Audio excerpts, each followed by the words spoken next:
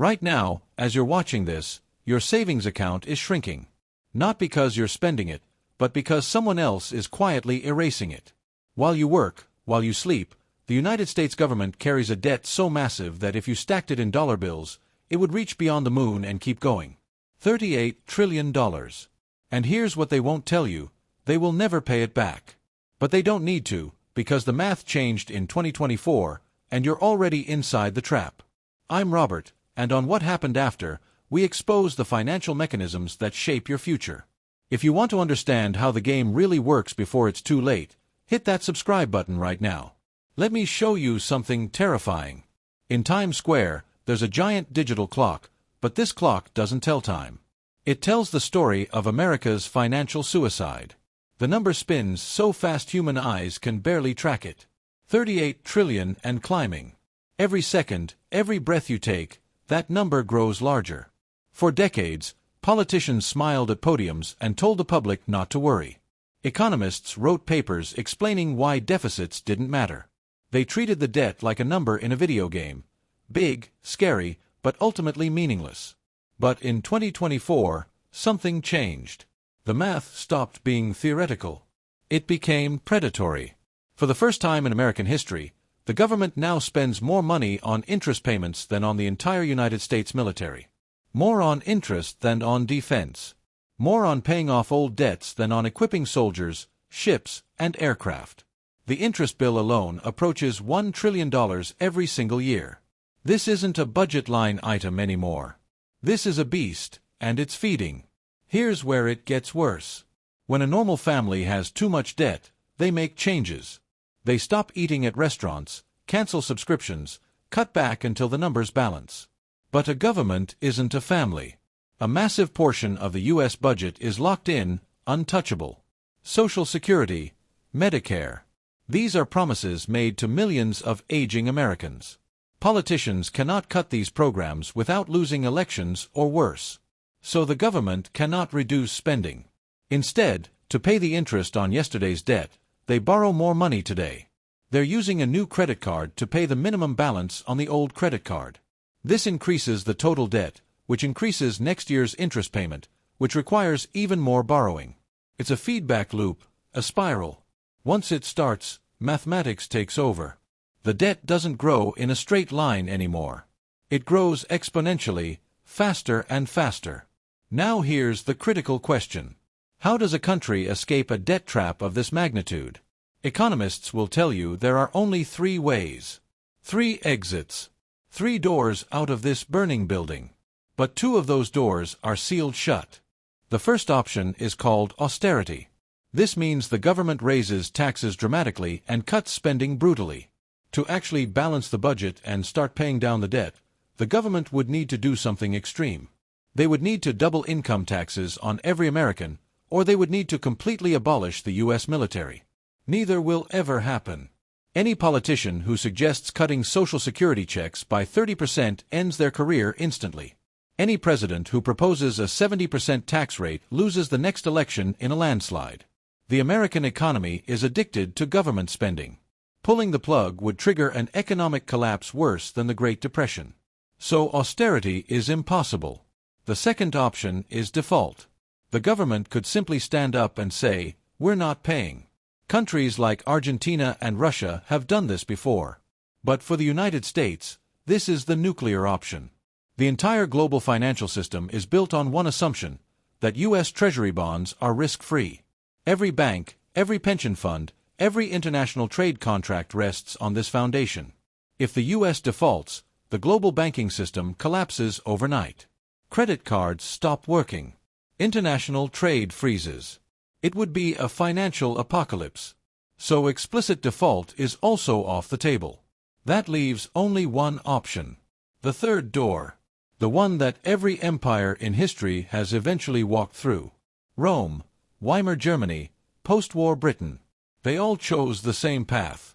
It's the path of least resistance. The quiet solution. The soft default. And here's what nobody's telling you, it has already begun. The government doesn't refuse to pay the debt.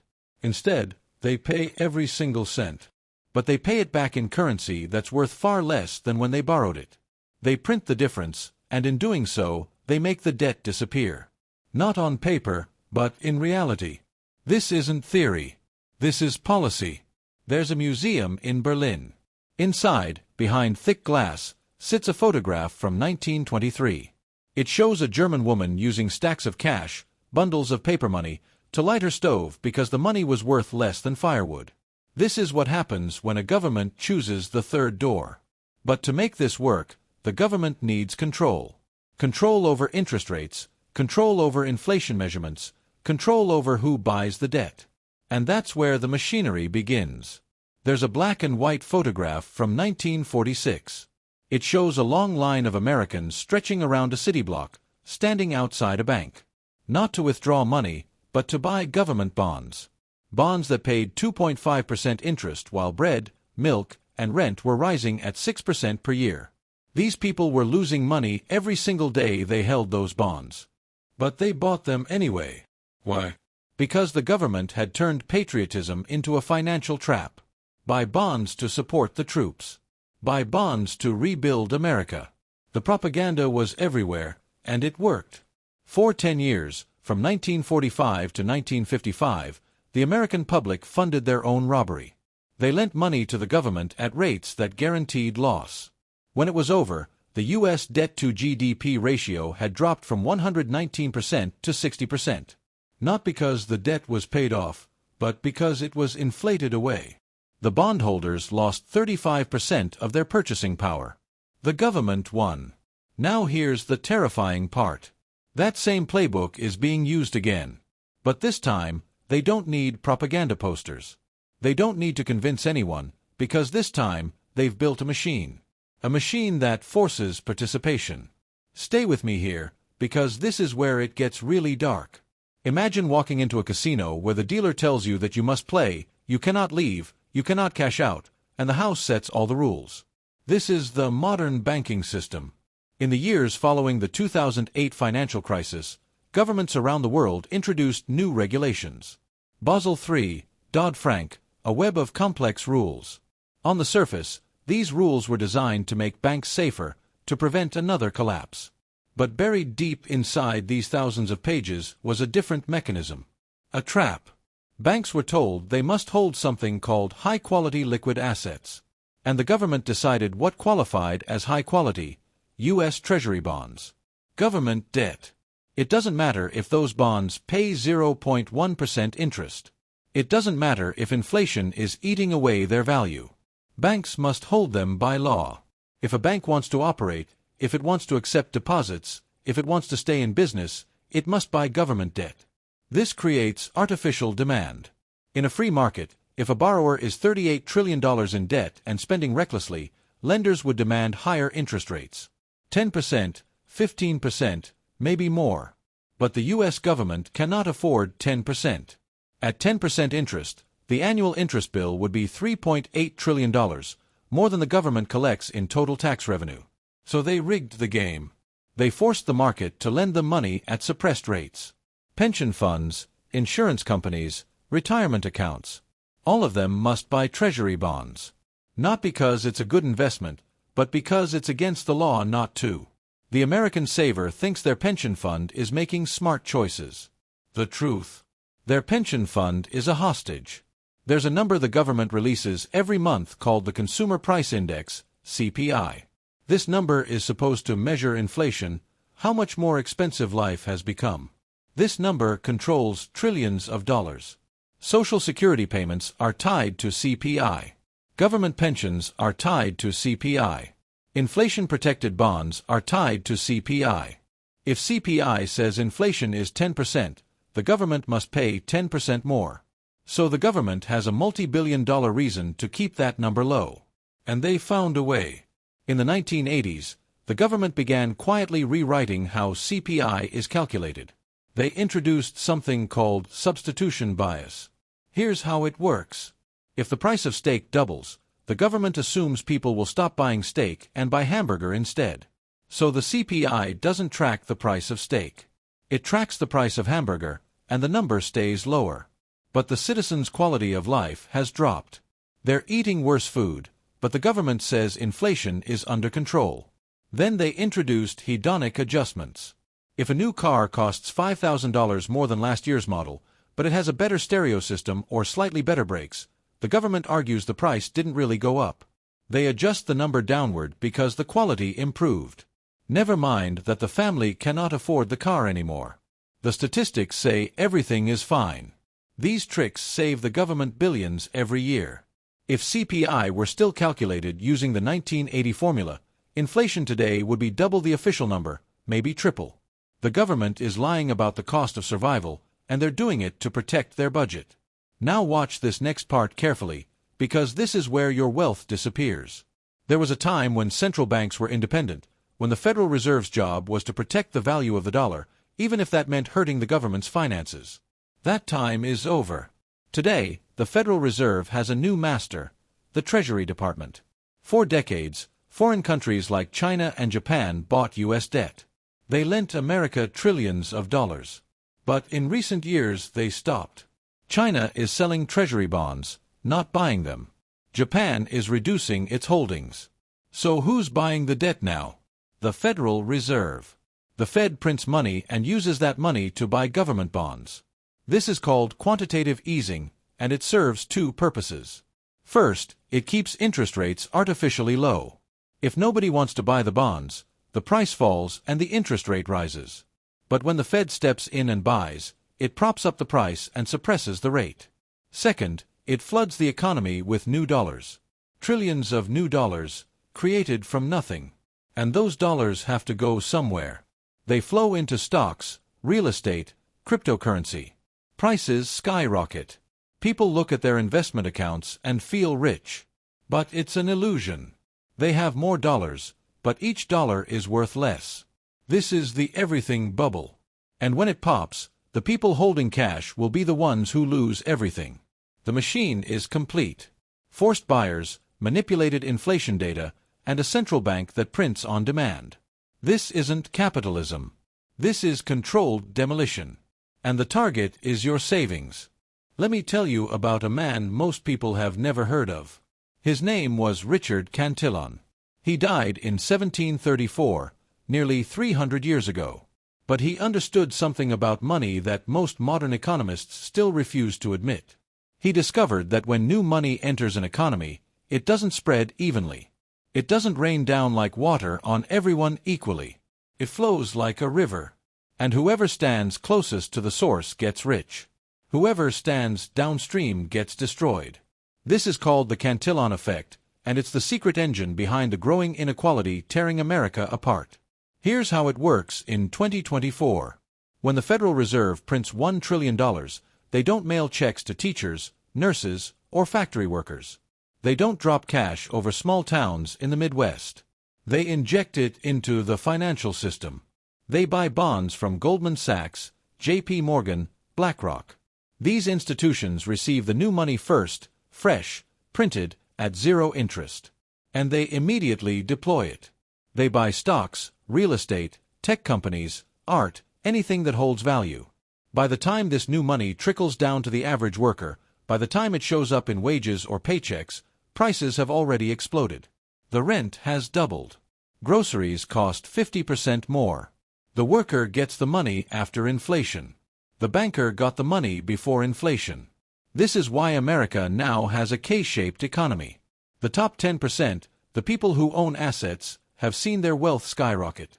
Their stock portfolios are up 300% since 2008. Their homes are worth double, triple what they paid. Meanwhile, the bottom 90%, the wage earners, are drowning. Their paychecks buy less every year. They cannot afford a house. They cannot save for retirement. The middle class is being liquidated, not by accident, but by design, because the national debt is being paid off by erasing the middle class. For 40 years, the advice was simple. Work hard, save 10% of your income, put it in a bank, buy government bonds, retire comfortably. This was the American dream. 60-40 portfolio, 60% stocks, 40% bonds. It was designed for a world where money held its value. But that world is gone. In 2024, if someone saves money in a bank account earning 4% interest while real inflation is running at 8%, they're losing 4% of their wealth every single year. In 10 years, they will have lost 40% of their purchasing power. If someone buys a government bond today, they're guaranteed to lose, because the interest rate is lower than inflation. The system has been designed to punish savers and reward gamblers. To preserve wealth now, a person must take risks. They must buy stocks, real estate, cryptocurrency. They must speculate just to stay even. The government has turned the entire economy into a casino where people must gamble just to survive, because the safe option, saving, is being deliberately destroyed. But there's one last piece of the puzzle. One final tool the government hasn't yet deployed, but they're building it right now. It's called a central bank digital currency, CBDC. Right now, the government's control over money is limited because physical cash still exists. If the government sets interest rates negative to steal from savers directly, people can simply withdraw cash and hide it under the mattress. Physical cash is an escape hatch, a way to exit the system. But CBDC removes that option. If the dollar becomes purely digital, the Federal Reserve gains total control. They can impose negative interest rates instantly. 1% of your balance disappears every month, automatically. You cannot stop it. You cannot withdraw. They can set expiration dates on money. Your stimulus check must be spent within 30 days, or it vanishes. They can control what you buy. No alcohol, no guns, no unapproved purchases. This isn't science fiction. China is already testing this with the digital yuan. Citizens in certain cities can only spend their money on government-approved items. The expiration dates are real. The control is absolute. And the United States is watching and learning. The digital dollar is the ultimate solution to the debt crisis.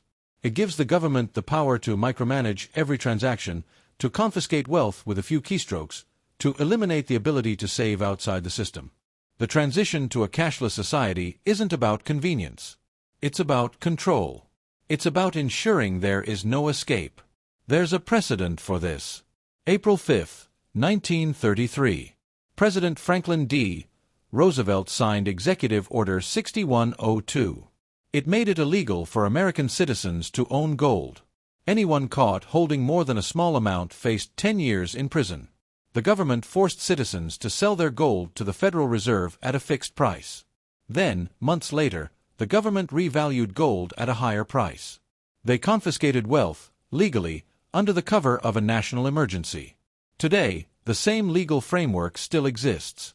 The president has the power to seize assets during a crisis. Gold, Bitcoin, retirement accounts, anything. If the debt spiral accelerates, if the system begins to collapse, the government will not ask permission. They will simply take. Here's the verdict. The United States is defaulting right now. It's not a sudden crash. It's not a dramatic announcement. It's slow, polite, bureaucratic, but it's a default nonetheless. The $38 trillion will never be paid back in real terms. The government is betting they can inflate the debt away faster than the public can panic. They're walking a tightrope. Print too slowly, the debt crushes them. Print too fast, hyperinflation destroys the currency. So they aim for the middle, 4 to 5% inflation for a decade.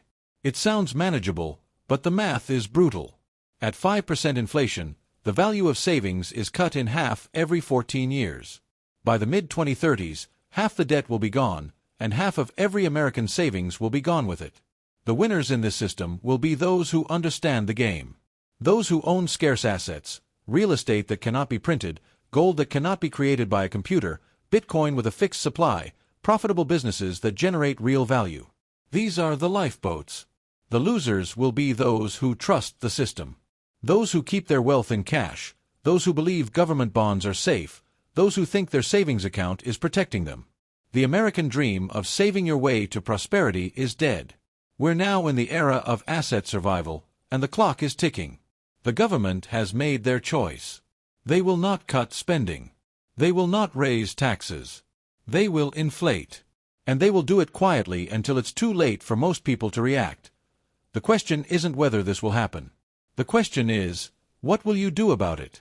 If you found this analysis valuable, subscribe to What Happened After right now, because in the next video, I'm going to expose the exact mechanisms of Executive Order 6102, the legal framework that allows asset seizure, and how modern investors can protect themselves before it's too late. This is the warning. The debt is being erased, and so is your wealth. Unless you act now.